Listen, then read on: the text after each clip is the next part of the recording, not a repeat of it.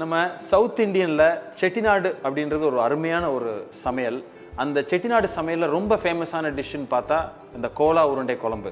அது வந்து மீட்டில் பண்ணுவாங்க, மட்டனில் பண்ணுறது மட்டன் கோலா உருண்டை குழம்பு.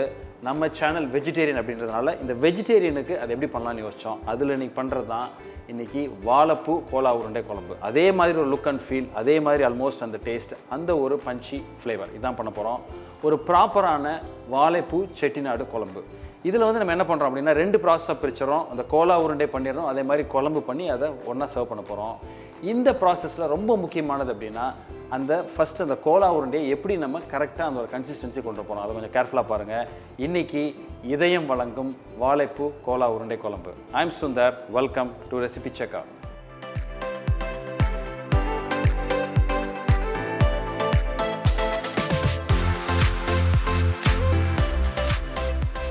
ஸோ இப்போ இந்த கோலா உருண்டை குழம்புக்கு தேவையான என்ன ஒரு இன்க்ரீடியன்ட்ஸ் அப்படின்னு பார்த்துருவோம். பார்த்துட்டு நம்ம ஸ்ட்ரைட்டாக குக்கிங்க்கு போயிடலாம்.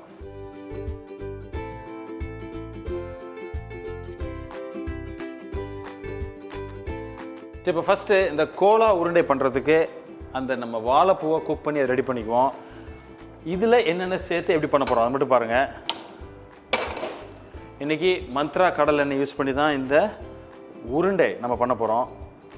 ஒரு 2 டேபிள் ஸ்பூன் அளவுக்கு ஆயில் எடுத்துக்கங்க. நம்ம ஆயில் லைட்டாக சூடாகி வரப்போ இந்த ஸ்டேஜில் கொஞ்சம் பட்டை, ஒரு ஏலக்காய், ஒரு கிராம்பு, ஸோ லைட்டாக சூடாகி வரப்போ ஒரு 1/2 ஸ்பூன் சோம்பு சேர்த்துங்க.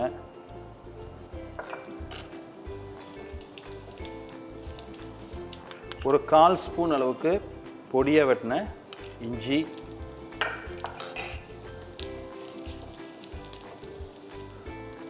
ஒரு பச்சை மிளகா ஸ்லிட் பண்ணிக்குவோம். ஒரு வெங்காயத்தை பொடியாக வெட்டி வச்சுருக்கோம், இந்த ஸ்டேஜில் ஆட் பண்ணிக்கோங்க.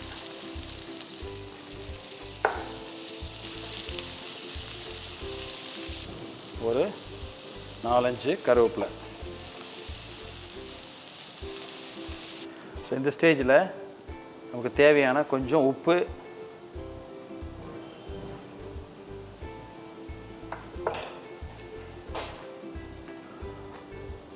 ஒரு 2 டேபிள் ஸ்பூன் அளவுக்கு கொத்தமல்லி,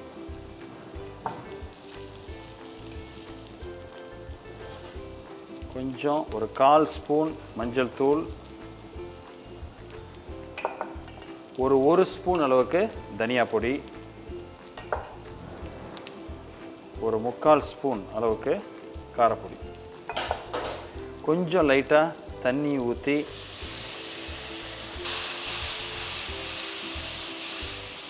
இந்த மசாலா கருகாமல் இருக்கிற அளவுக்கு கொஞ்சம் லைட்டாக தண்ணி ஊற்றி கொஞ்சம் லைட்டாக குக் பண்ணுங்கள்.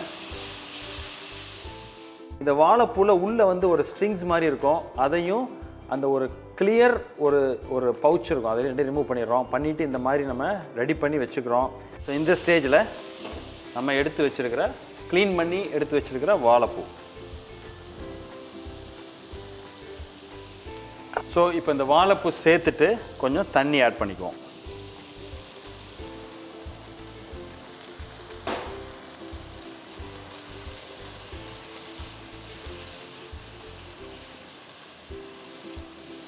ஸோ இது கொஞ்சம் சிம்மர்லேயே ஒரு 10 நிமிஷம் வரைக்கும் நல்லா குக் ஆகி நல்ல சாஃப்ட் ஆயிரும். ஸோ அந்த ஸ்டேஜில் நம்ம குக் ஆயிடுச்சுன்னா அதுக்கப்புறம் இதை ஃபர்தராக என்ன ஆட் பண்ணி எப்படி நம்ம இதை ஒரு அரைச்சி ஒரு உருண்டையாக பிடிக்கிறோம் அப்படின்னு பார்ப்போம். ஸோ இப்போ கிட்டத்தட்ட ஒரு 5லேருந்து 10 நிமிஷம் இது நல்லா சிம்மரில் வச்சுட்டோம். இப்போ ஓரளவு நல்லா குக் ஆகி இந்த தண்ணியெல்லாம் வற்றிருச்சு. ஸோ இந்த ஸ்டேஜில் என்ன பண்ணுறோம், இதை ஆஃப் பண்ணிவிட்டு இதை ஒரு கிச்சன் பிளெண்டர்லேயோ இல்லை ஒரு மிக்சி ஜார்லேயோ போட்டு அரைச்சி பேஸ்ட் ஆக்கிடுறோம்.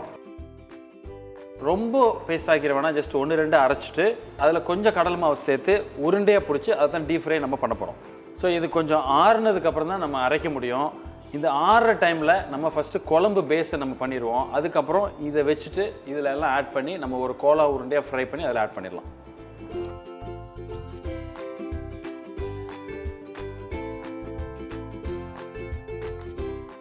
ஸோ இப்போ நம்ம ஸ்டேஜ் 2ல் இந்த குழம்பு நம்ம பேஸ் பண்ணிடுவோம். அதுக்கு இன்றைக்கி ஒரு கடாய் எடுத்து வச்சுருக்கேன்.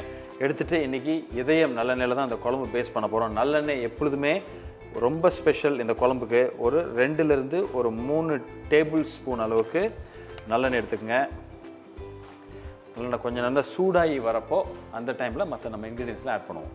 ஸோ இப்போ நம்ம எண்ணெய் நல்லா சூடாகி வரப்போ ஒரு 1/2 ஸ்பூன் கடுகு, அந்த கடுகு நல்லா நமக்கு பொரிஞ்சு வர சமயத்தில் ஒரு 1/2 ஸ்பூன் சோம்பு,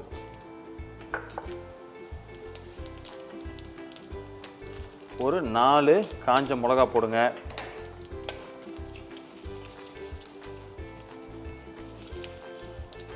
ஒரு 7-8 பூண்டு பல்லு, கொஞ்சம் கருவேப்பிலை,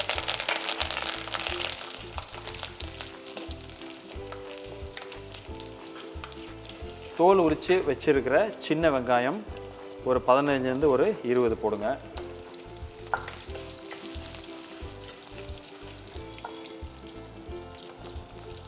இந்த ஸ்டேஜில் இதுக்கு தேவையான கொஞ்சம் உப்பு,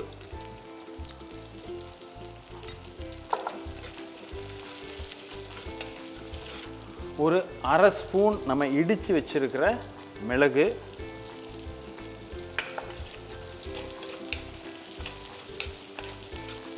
ஸோ இந்த நம்ம பூண்டு வெங்காயம் கொஞ்சம் லைட்டாக வதங்கி வந்தோடனே தேவையான மசாலா பொடி போட்டுருவோம். ஒரு 1/4 ஸ்பூன் மஞ்சள் பொடி,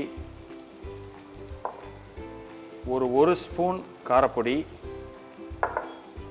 ஒரு 1 ஸ்பூன் தனியா பொடி.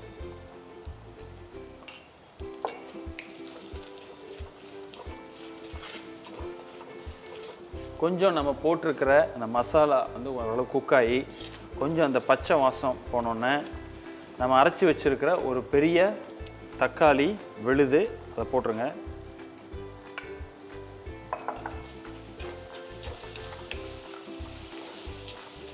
ஸோ இப்போ கிட்டத்தட்ட ஒரு 5 நிமிஷம் இது நல்ல சிம்மர்லேயே நல்லா குக் ஆயிடுச்சு. இந்த பச்சை வாசனை போனதுக்கப்புறம் இந்த ஸ்டேஜில் என்ன பண்ணுறோம், கொஞ்சம் ஒரு 1/4 ஸ்பூனுக்கும் கம்மியாக பெருங்காய பொடி,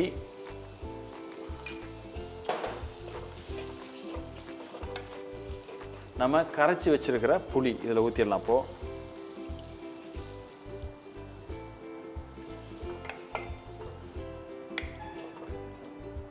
கொஞ்சம் தண்ணி ஆட் பண்ணிக்கோங்க.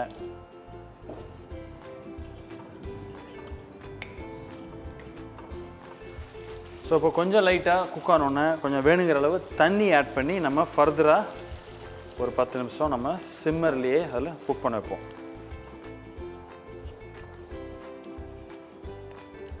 ஸோ இப்போது நமக்கு தேவையான உப்பு எல்லாம் இருக்கா அப்படின்ட்டு கரெக்டாக செக் பண்ணிக்குவோம்.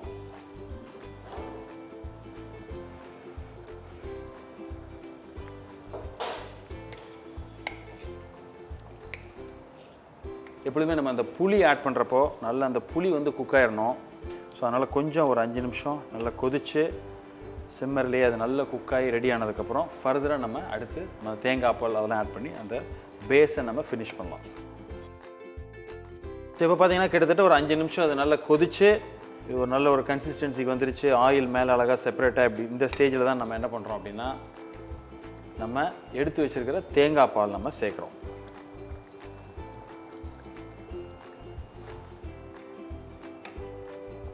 எப்போதுமே தேங்காய் பால் கொஞ்சம் லைட்டாக ஆட் பண்ணி ஜஸ்ட் ஒரு மிக்ஸ் பண்ணுங்கள். எப்பொழுதுமே தேங்காய் பால் சேர்த்து கொஞ்சம் குக் பண்ணுறப்போ கொஞ்சம் அந்த குழம்பு வந்து கொஞ்சம் டைட் ஆகும், அதாவது கொஞ்சம் திக்காகும். ஸோ இப்போது கிட்டத்தட்ட ஒரு 5 நிமிஷம் இது கொஞ்சம் நல்லா கொதிச்சிருச்சு. ஸோ இந்த ஸ்டேஜில் இப்போ நம்ம ஆஃப் பண்ணிடலாம். பண்ணிவிட்டு நம்ம பொடியாக வெட்டி வச்சுருக்கிற கொத்தமல்லி கொஞ்சம் ஆட் பண்ணிக்கோங்க.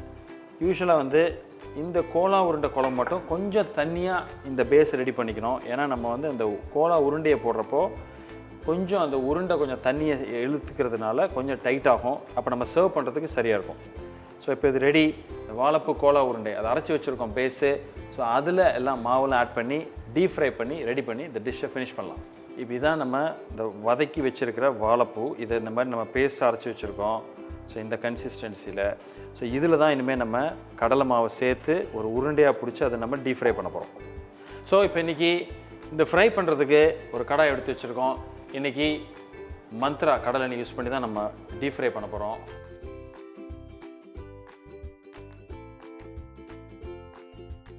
ஸோ இப்போ அந்த ஆயில் நமக்கு சூடாயிட்டு இருக்கிறப்பவே நம்ம அரைச்சி வச்சிருக்கிற வாழைப்பூ இதில் நம்ம கடலை மாவை சேர்க்குறோம். எப்பொழுதும் இந்த ஒரு கன்சிஸ்டன்சியில் தான் இருக்கும். தண்ணி ஊற்றாமல் கேர்ஃபுல்லாக அரைக்கணும்.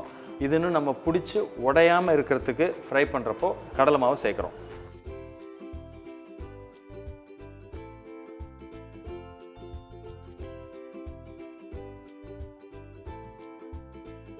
ஸோ இப்போ இதை என்ன பண்ணுறோம், நம்ம இந்த கடலை மாவை சேர்த்து இந்த கன்சிஸ்டன்சியில் இருக்க அழகாக இதை ஒரு சின்ன ஒரு எலுமிச்சம்பழம் அளவுக்கு ஒரு உருண்டையாக பிடிச்சி ஃபஸ்ட்டு நான் பிளேட்டில் அடுக்கி வச்சுக்கிறேன். அதுக்கப்புறம் எண்ணெய் சூடாயிரும் அந்த மீன் டைம், அதில் நம்ம எண்ணெயில் நம்ம டீப் ஃப்ரை பண்ணிக்கலாம்.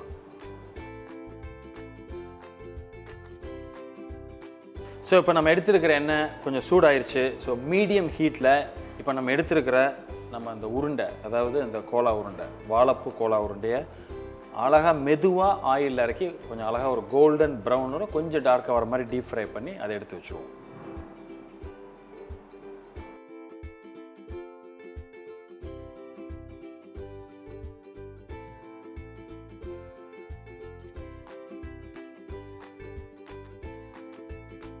ஸோ யூஸ்வலாக வந்து நம்ம இந்த உருண்டை வந்து ரொம்ப கேர்ஃபுல்லாக பொரிக்கணும். கொஞ்சம் மீடியம் ஃப்ளேமில் குக் பண்ணோம். அப்படின்னா தான் உங்களுக்கு வெளியில் அந்த நல்ல கிறிஸ்டியாக இருந்து உள்ளே கொஞ்சம் சாஃப்டாக இருக்கும். நம்ம அந்த குழம்புல போடுறப்போ அந்த குழம்பு ஓரளவு கொஞ்சம் உறிஞ்சி நம்ம ஃபைனலாக சாப்பிட்றப்போ கரெக்டாக இருக்கும் கன்சிஸ்டன்சி. இதே வந்து நீங்கள் ஸ்நாக்ஸாக பண்ணணுன்னா கூட இந்த ஸ்டேஜில் நீங்கள் என்ன பண்ணலாம்னா உருண்டை மட்டும் சர்வ் பண்ண முடியும். பிரெட் க்ரம்ஸ் இருந்து அதில் கொஞ்சம் டஸ்ட் பண்ணி கொஞ்சம் போட்டிங்கன்னா இன்னும் நல்ல வெளியில் கிறிஸ்பியாக இருக்கும்.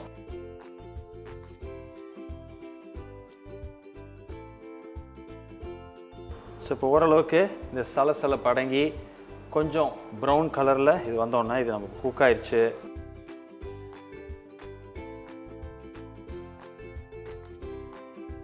ஸோ இப்போது நம்ம முன்னாடி பண்ண குழம்பு பேஸ் அது ரெடியாக இருக்குது.